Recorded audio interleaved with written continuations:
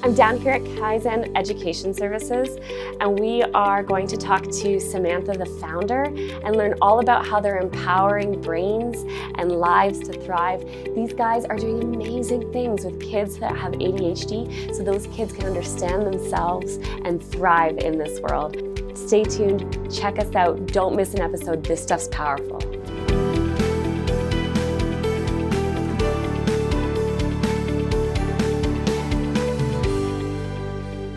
I'm here down in Kensington at Kaizen Educational Services. I'm with Samantha and John. Samantha, you're the founder of Kaizen. Can you tell me, what is it that you guys do and how did you come up with this idea? So I was a teacher for 16, 17 years, long time. And I was an elementary teacher. I went into administration, and then I transitioned into a counseling department in student services. Yes. Working with kids in academic support. Okay. That was my role. Yes. So I was working with, and you're going to hear me be a bit sarcastic, but I was working with all the kids that couldn't learn, right? Like I was sent those kids that were very misunderstood or mislabeled, and they were struggling. Yeah. And we couldn't figure out why they were struggling, because these were really, really smart kids. And it's like, what was that? And that was quite a while ago, before we knew about something called executive functioning. Right. And it was before we knew a lot about the brain.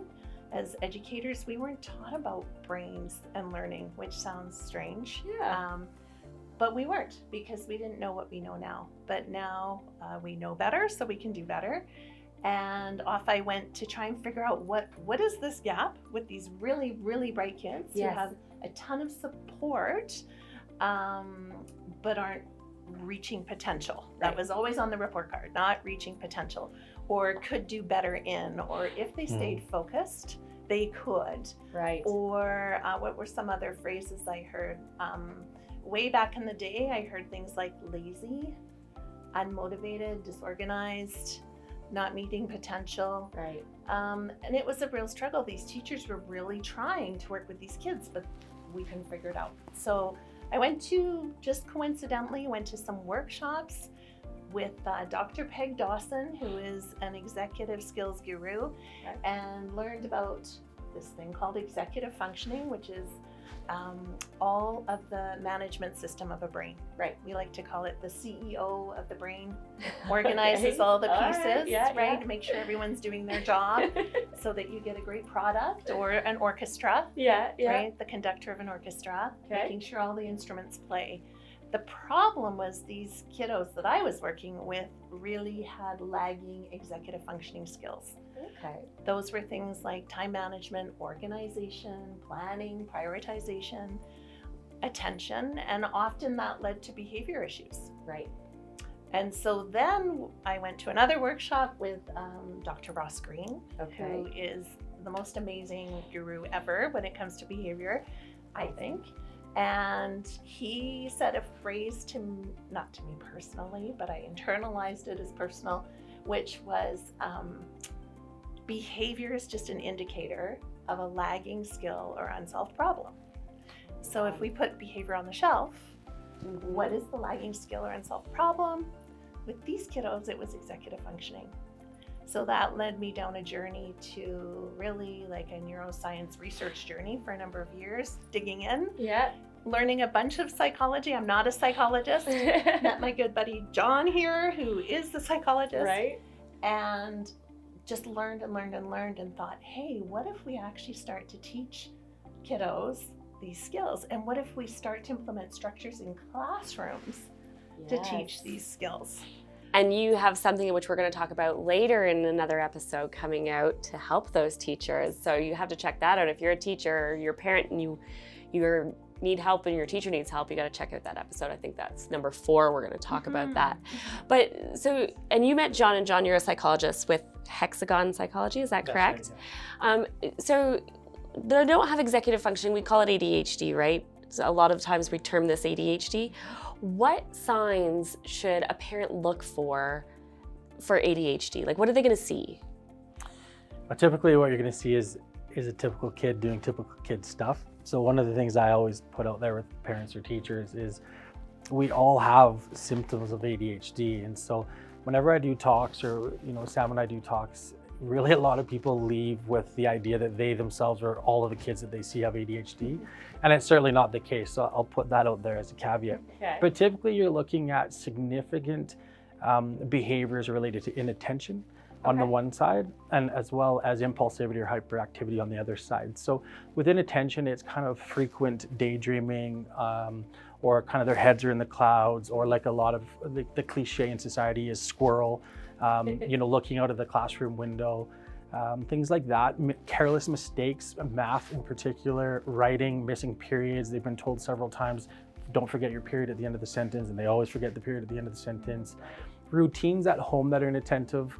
When parents or caregivers are giving multi-step instructions that are age appropriate, good luck. They're not remembering you've given them 3 things: go upstairs, comb your hair, brush your teeth, bring down your dirty clothes, and they forgot all of that.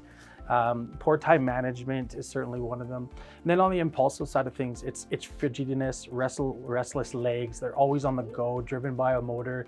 We used to have a joke in the clinic when we were trained, that if we're assessing a kid and the kid falls out of his chair at least once, it's ADD and we're done with the assessment, which sometimes saves parents a lot of money. So it's stuff like that. It's impulsivity, it's blurting out in class, not raising the hand. It's also stuff like, for those of you that are moms, the kids that are like, mom, mom, mom, mom, and just not realizing that mom or teacher are not responding, and not being able to adjust their behavioral strategy of, maybe I'll be quiet, raise my hand, and the teacher might call on me. Right. Or maybe if I'm quiet, my mom's gonna answer me. So things like that are indicators to maybe take a look at potential ADHD.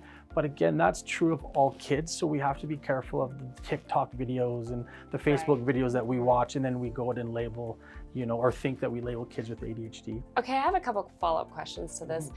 Is it a spectrum, or is it an on-off switch? Like, you either have it or you don't, or is it like you have it, you can function and you're okay, or you have it and you're struggling to function within society's bounds? My opinion on that, it's interesting. That's an interesting question.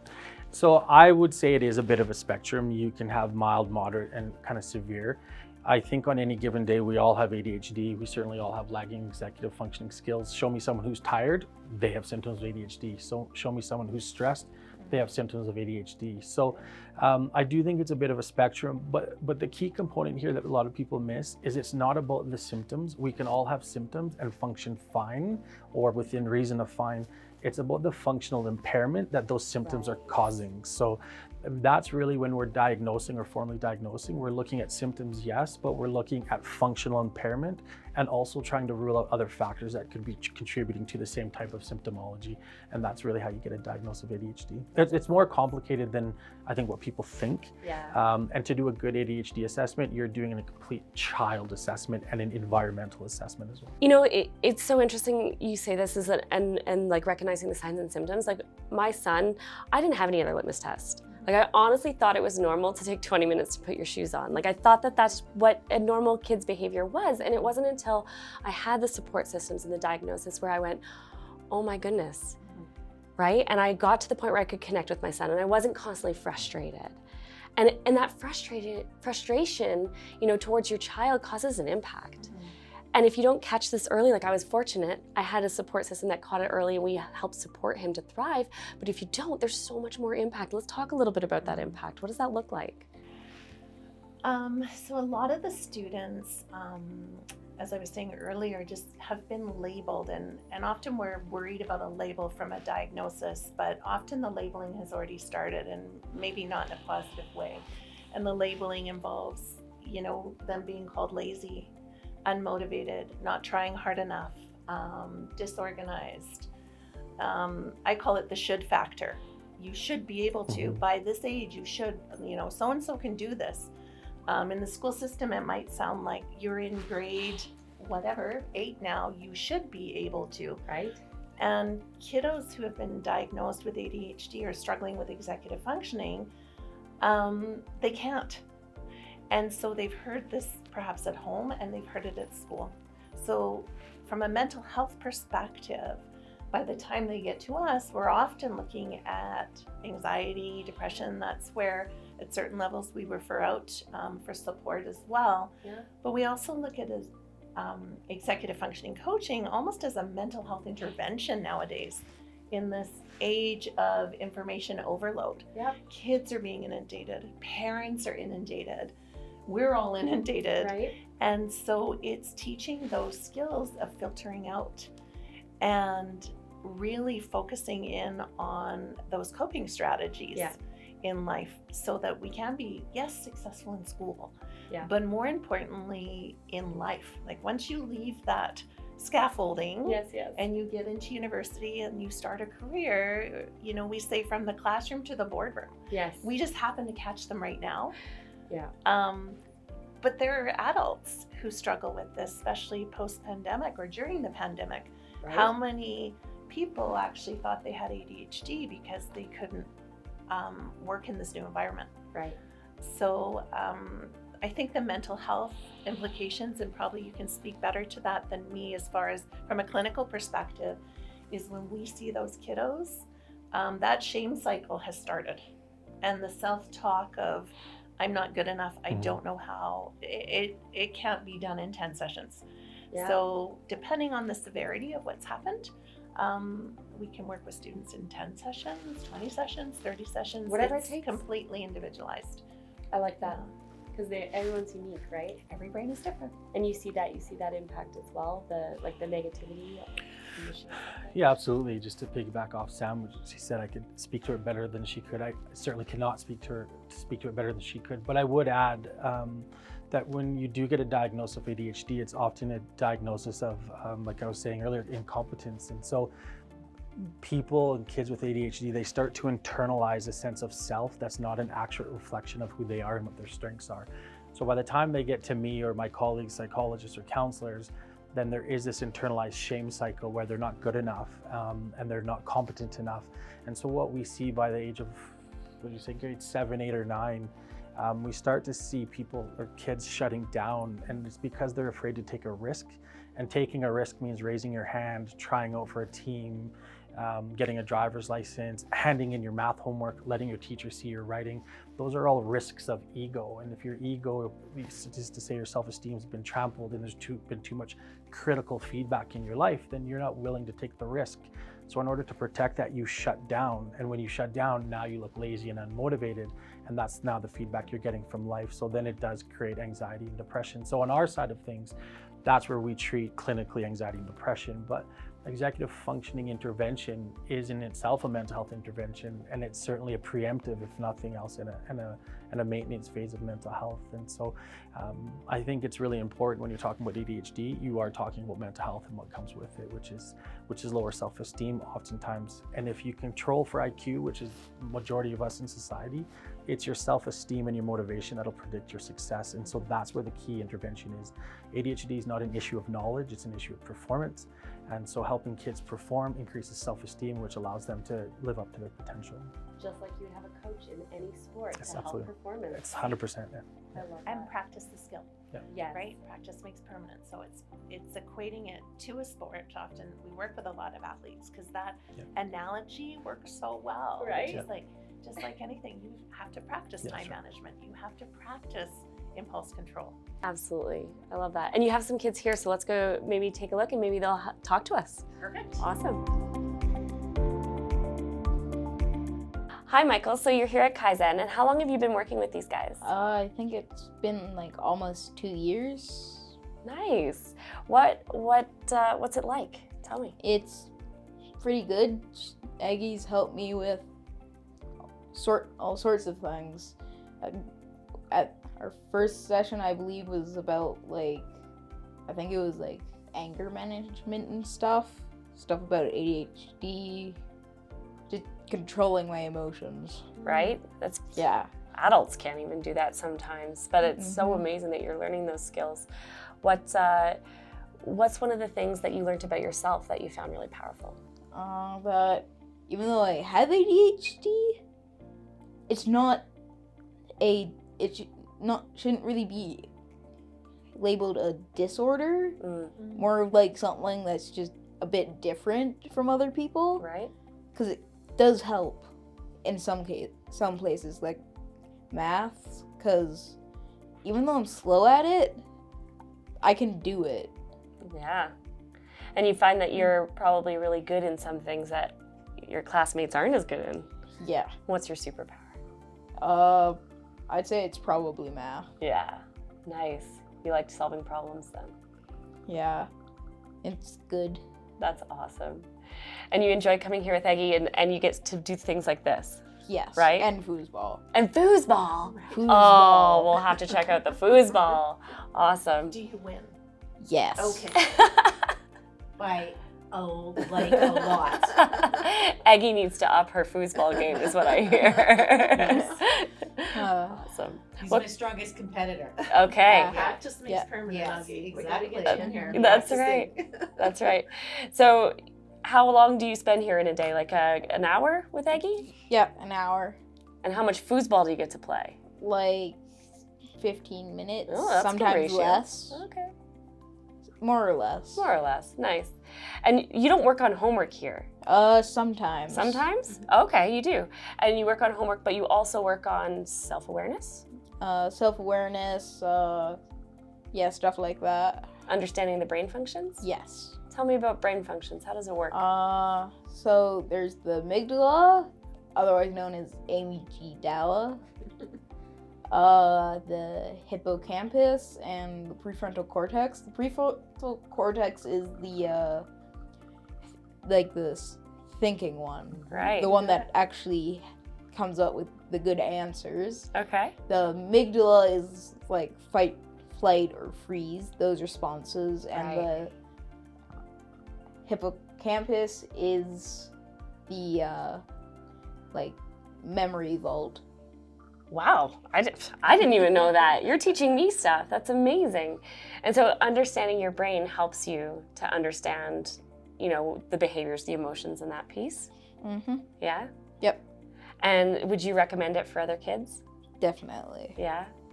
Do you find it fun as well as educational? Yes. Awesome. I love that. And what's one thing you would recommend to a kid who might be struggling with ADHD? What would they do? Don't think of it as something that puts you down. Think of it as a strength. Yeah. Because even though you have ADHD, it's helpful. It can be helpful in multiple ways. Yeah. That's beautiful. Thank you so much, Michael. That's amazing. Oh my goodness. That was so powerful. Like hearing it from the kids and the confidence we saw in Michael. Mm-hmm. The work you guys are doing is amazing. It really, and that was authentic. Like he hadn't been I prepped or know. anything, so he just agreed to do this, and that really is why we do what we do. That's when Michael first came to us. I mean, if you could see the change. It's just inspiring to hear kids speak their truth. Yes. In a very safe space, and that's what Kaizen is. It's a safe place to understand your brain, and there's no marks attached to it. There's no honor roll, No pressure. and it's learning about yourself, your brain, and empowering parents along the way. And eventually with Brain Hub, it's going to be empowering educators to do that work as well. And we're going to talk about that in the next episode, Brain Hub, and what the tools are for educators that you're coming out with in We're so January. excited about that. That is amazing. So for parents to get a hold of you, to give their kids the support they need, how do they get a hold of you? So they go to our website, which is www.kaizeneduc.com, and they can just, there's a form they can fill out to get a hold of us and learn more. Excellent. We'll put all the details in the description below. If you need support system in your life, and every parent does, definitely recommend coming down to speak to Samantha and her team at Kaizen. Just incredible work that they're doing. And we'll thank you so much. Thank you. Thank you so much for having me here. It was really lovely having you here. Thank you so much. And we'll see you next time.